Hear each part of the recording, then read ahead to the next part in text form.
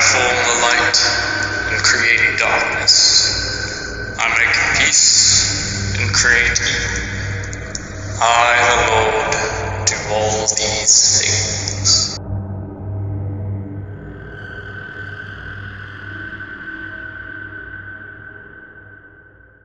We're very privileged to have with us this afternoon Dr. William Lane Craig.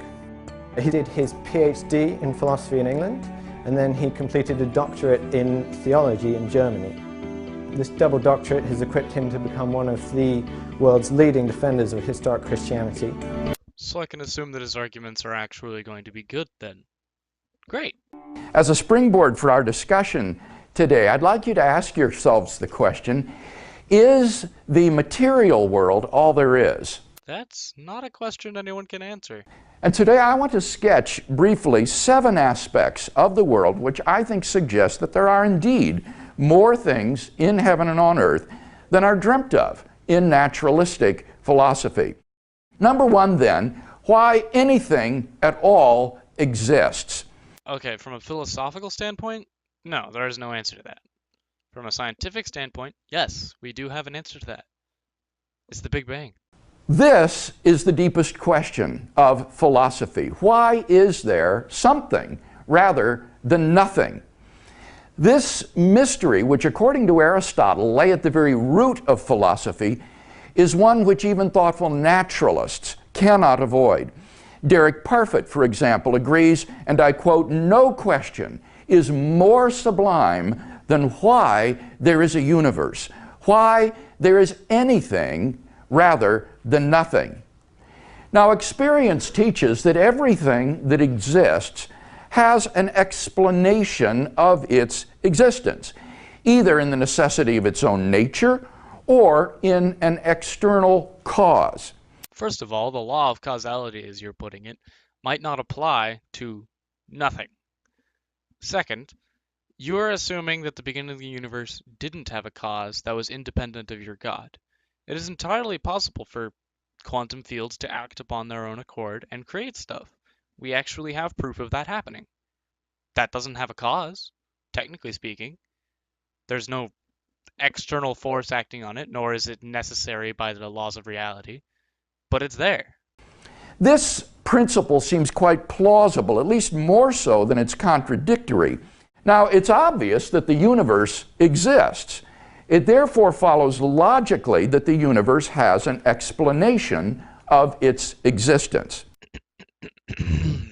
So, what sort of explanation could the universe have?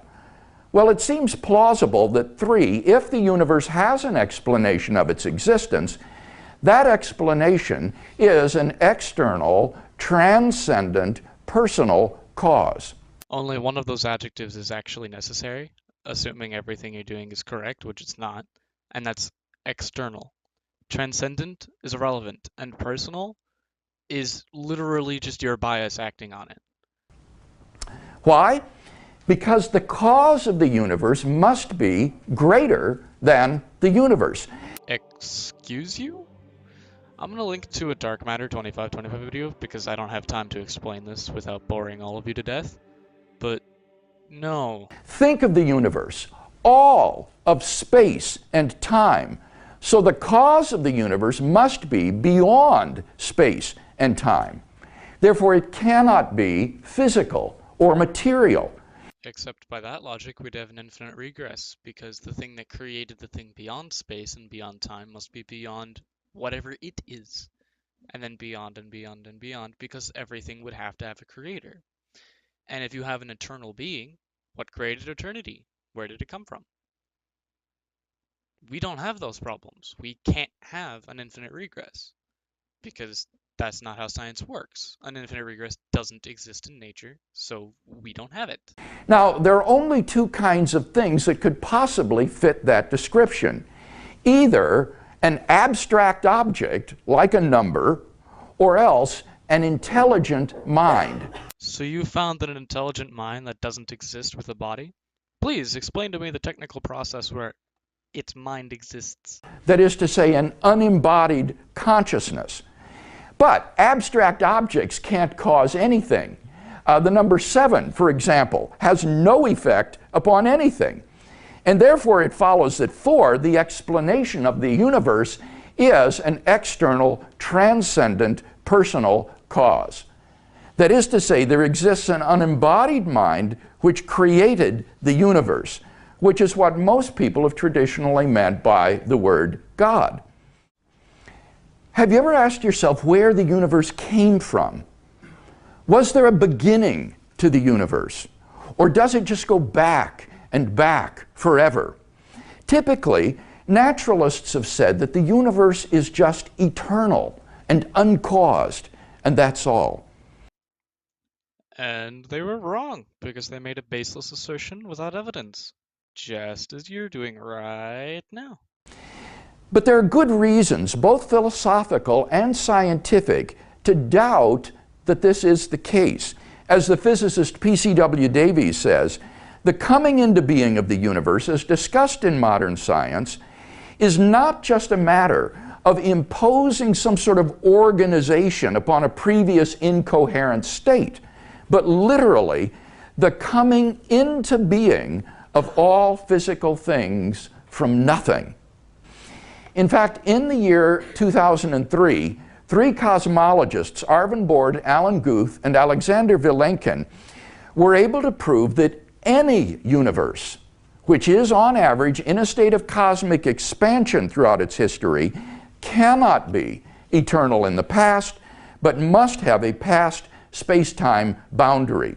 So, why does the universe exist instead of just nothing? Where did it come from? There must have been a cause which brought the universe into being. We can summarize the argument thus far as follows. Premise 1, whatever begins to exist has a cause. 2, the universe began to exist. 3, therefore, the universe has a cause. Given the truth of the 2 premises, the conclusion necessarily follows. I covered this in previous videos, but a point of infinite density would experience time infinitely. So it's eternal, meaning it didn't technically have a beginning. And there is a lot of explanations possible for why a point of infinite density would expand, not the least of which is X amount of stuff just quantum tunneled out of it. So what's your point?